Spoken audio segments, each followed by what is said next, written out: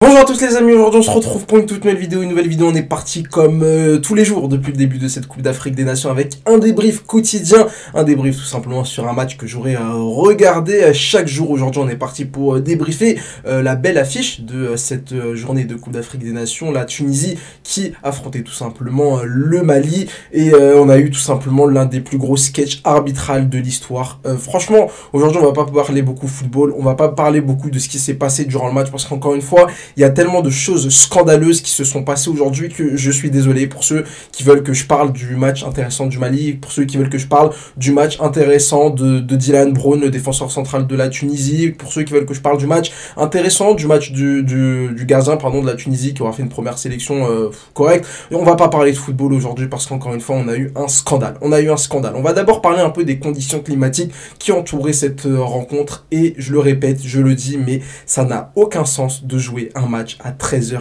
14h de l'après-midi, sous 35 degrés avec 70% d'humidité. On le sait, les météorologues spécialistes de la météo au Cameroun le savent, et la CAF aurait dû le savoir. On ne peut pas organiser des matchs à cette heure-ci. Ça n'a aucun sens. Déjà, c'est mauvais pour les organismes, des joueurs qui forcément mettent en danger quand même un peu leur santé. C'est mauvais du coup pour le spectacle et c'est du coup mauvais pour les spectateurs.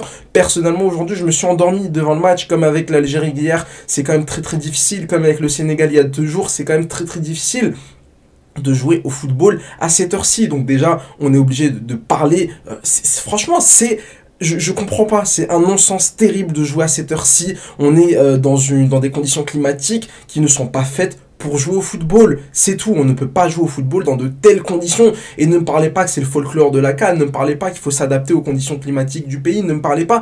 On aurait pu parfaitement faire des matchs à 22h, on aurait pu parfaitement faire des matchs à 20h, on aurait pu parfaitement faire des matchs à 18h, 19h, mais jouer à 14h un match d'une telle intensité, un match d'une compétition internationale, ça n'a aucun sens. Maintenant qu'on a parlé des conditions météorologiques, on est quand même un peu obligé de parler de la pelouse qui est encore une fois complètement catastrophique. C'est quand même incroyable. Alors oui, c'est bien de construire des stades, c'est bien de construire des gradins, c'est bien de construire une cafétéria dans ton stade, une sandwicherie dans ton stade, une pizzeria dans ton stade, mais si t'es même pas capable de proposer une pelouse un minimum décente pour pouvoir pratiquer le football, enfin, pour jouer au football, le football c'est très certainement l'un des sports les plus simples du monde. Faut un ballon, faut 22 joueurs, faut 2 cages et faut une pelouse. Voilà ce qu'il faut pour pouvoir organiser un match de football. Et encore une fois, alors c'est vrai qu'aujourd'hui c'était quand même meilleur que celle de l'Algérie, où vraiment, voilà, l'Algérie hier c'est un scandale, c'est un champ de patates. Je suis sûr qu'à la fin du match, on a des agriculteurs qui sont partis ramasser quelques pommes de terre au milieu du terrain, parce qu'encore une fois, tu te retrouves dans une compétition internationale avec des joueurs professionnels. C'est pas une coupe de quartier, c'est pas une compétition amateur, c'est une compétition professionnelle. Il y a des subventions, il y a des dizaines, des centaines de millions d'euros qui sont investis dans ce genre de compétition. Il y a des sponsors qui sont là pour appuyer ce genre de compétition. On a la FIFA, on a la CAF qui viennent mettre de l'argent dans ce genre de compétition. Et encore une fois, on est incapable d'avoir une pelouse correcte. Je veux pas la pelouse du Camp Nou, je veux pas la pelouse du Santiago Bernabéu. Je comprends bien qu'avec 35 degrés, 70% d'humidité, c'est compliqué d'entretenir une pelouse, mais tu trouves des solutions et tu nous proposes tout simplement une pelouse un minimum décente pour un tel événement sportif, parce qu'encore une fois, c'est une publicité catastrophique pour le football africain. Moi, j'essaye de défendre le football africain du mieux que je peux, j'essaye voilà, de le promouvoir sur ma chaîne YouTube, j'essaye d'en faire des vidéos un maximum, mais quand on voit ce début de Coupe d'Afrique des Nations, quand on voit l'état des infrastructures, les panneaux publicitaires qui fonctionnent même pas, les pelouses qui sont catastrophiques, des matchs qui se jouent à des horaires pas possibles, ça devient vraiment difficile de continuer à défendre ce football. Et on est parti du coup pour parler, je l'ai laissé pour la fin, voilà, le meilleur pour la fin, la cerise sur le gâteau, après évidemment mettre plein des pelouses, des infrastructures, de la météo, voilà, encore une fois c'est un non-sens, je le répète, de jouer à cette heure-ci parce que c'est pas bon pour l'organisme des joueurs, c'est pas bon pour le spectacle, c'est pas bon pour le spectateur. En plus de ça, on est en semaine, il y a des gens qui bossent, il y a des gens qui ont du mal à se libérer pour regarder le match. Je ne comprends pas. Alors oui, à partir des phases d'élimination directe, on ne jouera plus à 14h, mais ça reste un gros sketch. Bref, je reviens à ce dont je voulais parler du coup dans ce dernier point.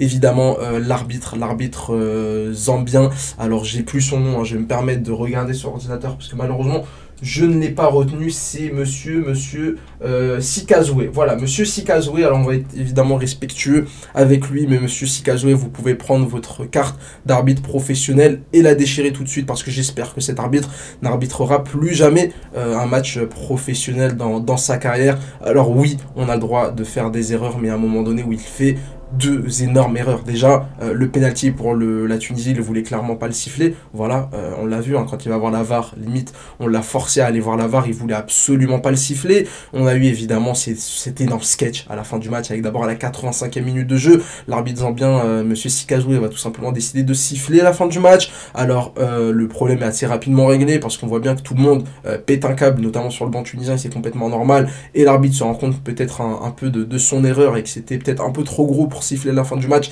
dès maintenant, donc le jeu va très rapidement reprendre, hein, voilà, on l'a pris plus avec la rigolade, j'ai envie de vous dire.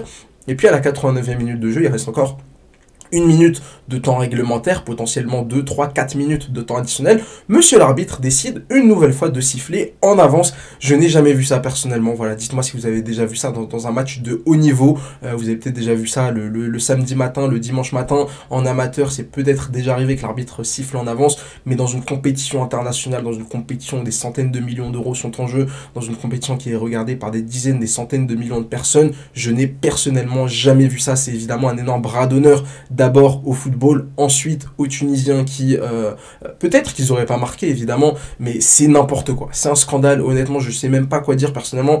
En n'étant pas tunisien, je suis absolument scandalisé par ce que j'ai vu. Personnellement, je ne prends parti ni pour la Tunisie ni pour le Mali, c'est deux pays que j'affectionne, deux équipes que j'affectionne. Donc là-dessus, on ne peut pas dire que je suis anti-Mali, on ne peut pas dire que je suis pro-tunisien, parce que personnellement, je ne prends parti pour aucun des deux, je m'en contrefiche. Voilà, j'ai regardé ce match-là en tant que fan de football, c'était une affiche alléchante entre deux belles équipes, mais encore une fois, la fête a été complètement gâchée par des événements extérieurs, par les conditions météorologiques, par l'état de la pelouse et par l'arbitre qui ne nous offre pas tout simplement un match équitable avec cette fin de match sifflée dans les tout derniers instants. Il y a la VAR, enfin les poteaux de la VAR, ils pouvaient pas l'appeler rapidement et lui dire non, il reste encore 4-5 minutes de temps additionnel. On a eu 10 changements en fin de match, on a eu un carton rouge, on a eu la VAR pour le penalty, puis le carton rouge du Malien. C'est n'importe quoi ce qui s'est passé aujourd'hui dans cette rencontre, et j'ai hâte de voir les sanctions qui vont être prises contre la Zambie. J'ai hâte de voir aussi les démarches que vont faire la Tunisie, parce que la Tunisie, ils ont le droit d'aller porter réclamation, que ce soit au tribunal arbitral du sport, soit auprès de la CAF, que ce soit auprès de la FIFA. Alors malheureusement, vu que le match s'est arrêté quand même dans les tout derniers instants,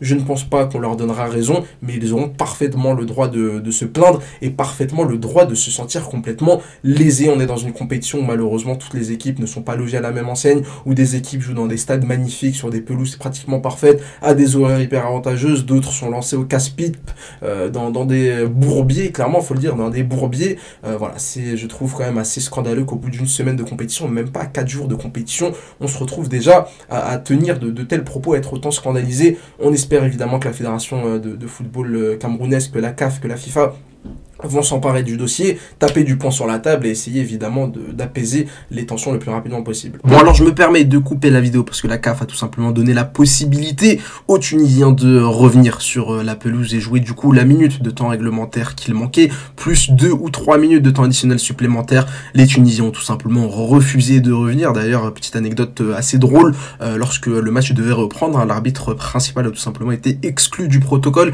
C'était le 4e arbitre qui allait le remplacer pour jouer les quelques dernières secondes. C'est évidemment une vaste blague de la part de la CAF, hein, qui essaye complètement de se rattraper un peu comme ils le peuvent avec cette proposition. Les Tunisiens ont évidemment, je pense, hein, selon moi, bien fait de refuser cette proposition et de rester au vestiaire. Cette CAN démarre pas forcément très bien, on verra de toute manière la suite des événements, mais je serais pas surpris de voir les Tunisiens évidemment essayer de réclamer.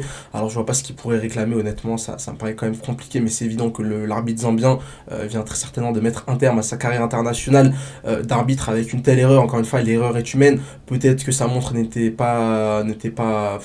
a fait une erreur, peut-être que sa montre a bugué, peut-être que justement dû à la chaleur, son cerveau a un peu grillé, mais voilà, quoi qu'il arrive, ça reste une erreur quand même assez grossière. On a la VAR, on a plein d'éléments technologiques qui nous permettent d'éviter ce genre de grossières erreurs. Est-ce qu'il n'y a pas un écran géant dans le stade pour pouvoir montrer le temps? Là aussi, on peut quand même se poser des questions, mais voilà, malheureusement aujourd'hui, j'aurais bien voulu parler football, mais je n'ai pas pu, parce qu'encore une fois, c'est quand même assez incroyable ce qui s'est passé dans cette fin de match. Vous aussi, évidemment, en commentaire, n'hésitez pas à me dire ce que vous en pensez, que vous soyez supporter du Mali, que vous soyez supporter de la Tunisie, que vous soyez des supporters complètement neutres. On est, je pense, là face à quelque chose de complètement historique dans cette Coupe d'Afrique des Nations. Si cette vidéo vous a plu, n'hésitez pas à mettre un like et à vous abonner pour ne pas louper les prochaines. N'hésitez pas à me suivre sur Twitter pour tranquillement parler football. Allez, ciao, ciao.